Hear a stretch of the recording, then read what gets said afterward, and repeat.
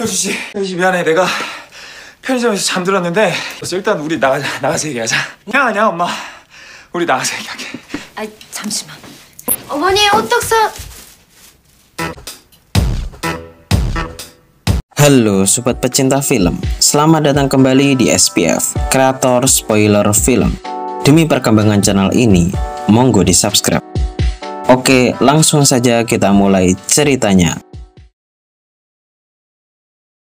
Cerita diawali Bugong mengajak pesta makan malam bersama. Ia juga bercerita bahwa Jang sudah dianggap sebagai putrinya sendiri, sehingga Jang dapat tinggal di rumahnya. Namun sayangnya, Yeon merasa risih dan tidak nyaman dengan obrolan Bugong, sehingga ia pulang dengan perasaan kecewa. 그래가 내가 우리 딸처럼 얘를 아낀다. 죄송한데 저 그만 일어나 볼게요. 여주씨. Choi mengejarnya untuk memberikan penjelasan, namun Yeon yang sudah marah, ia meninggalkannya begitu saja. Sedangkan Jang merasa bersalah. Karenanya hubungan asmara Choi dan Yeon menjadi renggang. 그만뒀다는 거 얘기하기도 전에 새별이가 전세 사기를 당했다고 해가지고. 정말 지겹다. 진짜 이렇게 갈 거야?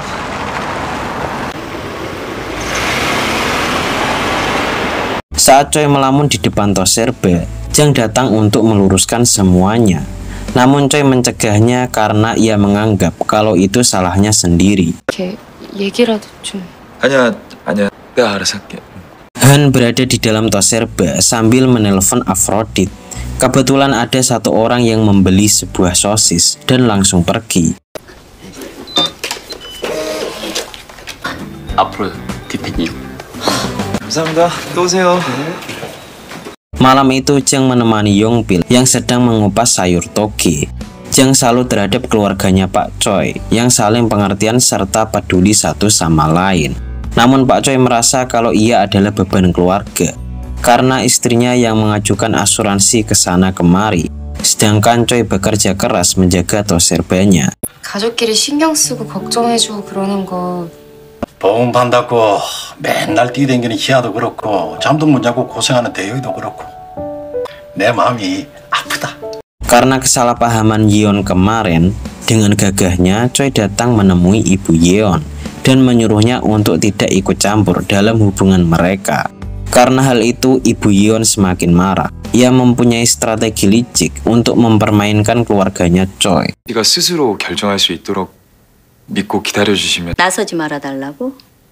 박 비서 좀 불러요. 네 사모님. Sebagai ratu asuransi, Bugong mendapatkan klien orang kaya. Ternyata klien tersebut adalah ibu Yeon. Namun Bugong belum mengenal orang tersebut. Tak tanggung-tanggung, ibu Yeon sampai membayar Bugong sebesar $20.000. Sedangkan Yongpil mendapatkan kerja setelah sekian lama ia menganggur. 어차피 연금보험 월 1,000씩 생각해뒀어요. 월 2천씩 내신다고요? 일할 사람 구하시나 봐 얘? 네, 가능하시다고요? 오늘 당장? Scene berpindah, Jang berada di posisi serba salah bila harus tinggal di rumahnya Choi, sehingga ia pergi dari rumah tersebut. Tak disangka ia bertemu dengan Choi dan mengobrol sebentar. Tiba-tiba Choi mendapatkan panggilan dari kantor GS25 bahwa Choi telah menjualkan sosis kadaluarsa kepada orang, sehingga ia menerima kerugian sebesar $3.000. Kemudian Jang mengingatkan Choi bahwa mungkin saja pembeli tersebut adalah orang yang kemarin waktu Han sedang berjaga di tos serba. 어디 가? 있으니까 가죠. 그 어젯밤에 저 갔을 때 그 사람인가 봐요. Jang merasa kasihan kepada Choi. Saat Han mengintipnya, malah Jang mendapatkan sebuah ide. Ia meminta Han untuk menebus kesalahannya. Jika menolak, Jang mengancam bahwa persahabatan antara Choi dan Han akan terputus.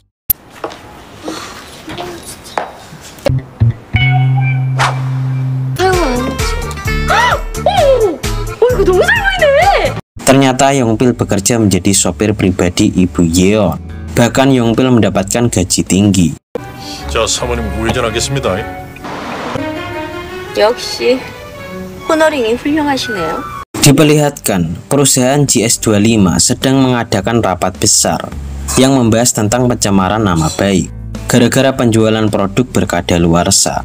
Kemudian Direktur Sung melempar semua masalahnya kepada Yeon karena akar masalahnya dari toserba milik pacarnya.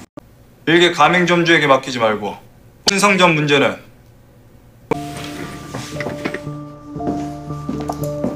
Jang kasihan melihat Choi. Di lubuk hatinya yang paling dalam, ia tidak terima bila pujaan hatinya disakiti. Kemudian ia menelpon Han untuk membantu rencananya. 어디 좀 가셨으면 해서요. 네, 지금 내려가고 있습니다. 안 보입니다. Diperlihatkan, Jaewoo sedang memastikan agensi yang diikuti oleh Aeun karena ia mendapatkan amanah dari Jang untuk menjaga adiknya. Kemudian Jaewoo menelpon Jang. Ia memberitahu kalau Aeun mendapatkan kontrak dengan agensi yang terpercaya. Jadi ia menyuruh Jang untuk tenang saja. Tak disangka ada seorang reporter julid yang memfoto kejadian Jaewoo. 왔어요. 마침 잘 맞길래. 좋은 기회 잡은 거네요.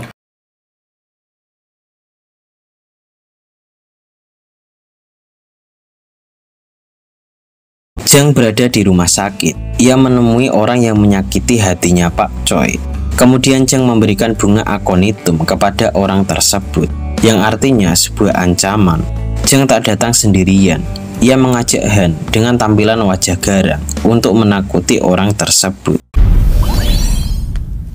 나를 건드리지 마.